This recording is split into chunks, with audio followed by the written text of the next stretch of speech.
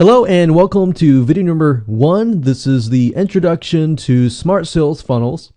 And the whole premise of this video course, as a reminder, is to help you pinpoint the areas of your sales funnels in relation to your list and figuring out why maybe your list isn't converting as much as it should be.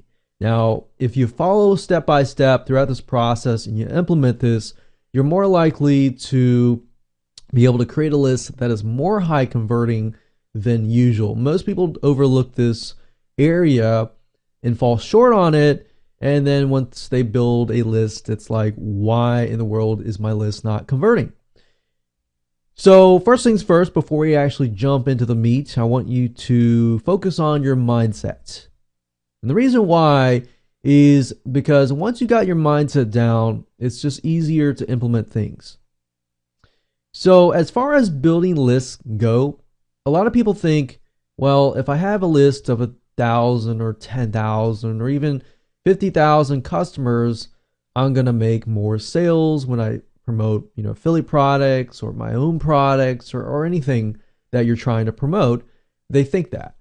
But the reality of that is that if you don't really know exactly what your buyers want and what level they might be on, then it's going to be harder to give it to them, right? So for example, we want to think quality over quantity, obviously.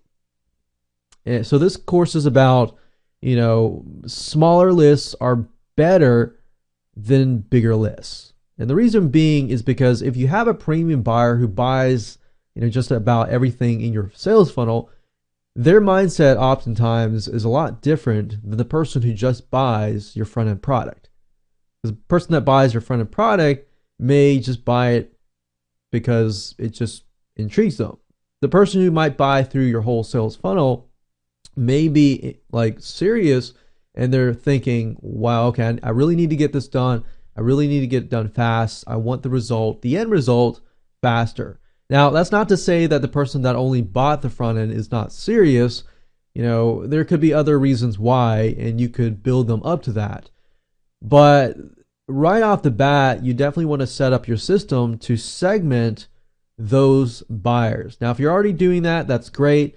But there's a different system that I'm going to show you that integrates into this to show you why a lot of sales funnels just are not converting as well. So obviously a customer is better than a prospect. Having a list of 100,000 prospects versus 1,000 customers. I'd rather take 1,000 customers any day or even 100 customers any day versus a list of 100,000. Because those customers have put their trust in you to say, hey, I trust you. I put my faith in you. I bought your product. I like your product. I'm going to get more. Versus the person who's kind of like, I don't know if I want to buy from you.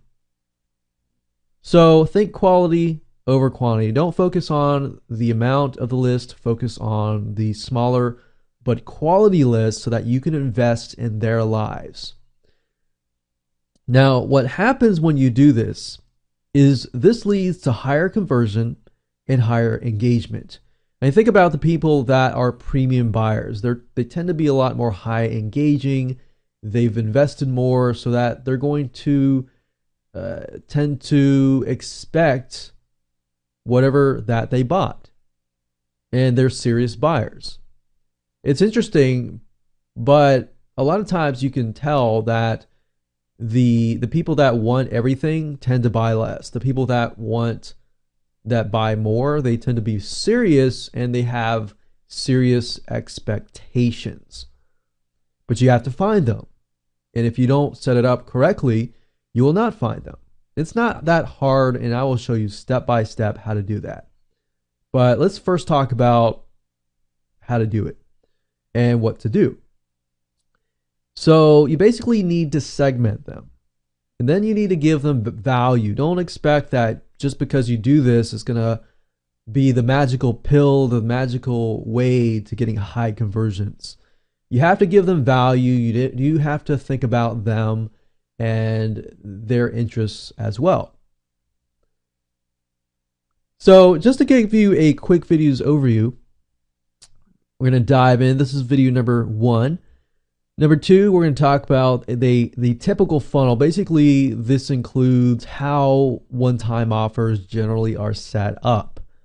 And because this is generally how the majority of software systems set their one-time offers up, this creates a problem for you in the long run. So I'm going to show you this. It's going to be a really quick video, but I'm going to make sure that you're aware of what's out there.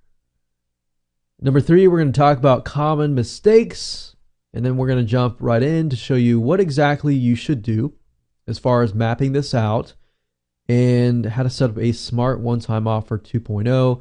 This is what we call smart one-time offers, which will allow you to segment your premium buyers and offer other one-time offers to your premium buyers. Now, the problem with all this is that this is great knowledge to have, but unless you have the software tools in place, you're not really going to be able to implement this. So I'm going to show you exactly what technology that you can use, and then of course how to set it up using this technology. And then we're going to integrate it into WordPress. I'm going to give you a free plugin that will integrate into this technology. And then of course, video number 9, we're going to talk about profit checkout bumps. So in addition to one-time offers and back-end sales, obviously this is on the front end, but I wanted to throw this in to show you how to even double, quadruple, or even more multiply your front-end product so that by the time they get to your checkout page, they want more, even before you present them with a one-time offer. I'm going to show you a site that does this really, really well and how you can do it too. All right. So what I want you to do now is just go ahead and jot this down. I want you to write down and map out your sales funnel. I want you to start brainstorming and thinking, what does your sales funnel look like right now? And what do you need to do to improve on it, basically?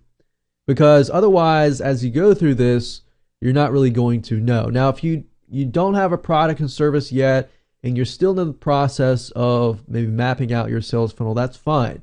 This will be good knowledge for the future. But when you get to that point, I want you to make sure you jot stuff down so you have it in writing, because the goal is to pinpoint areas of improvement in terms of back-end sales and how your one-time offers are laid out, so that you can segment and use a technology that I'm talking about to segment your premium buyers.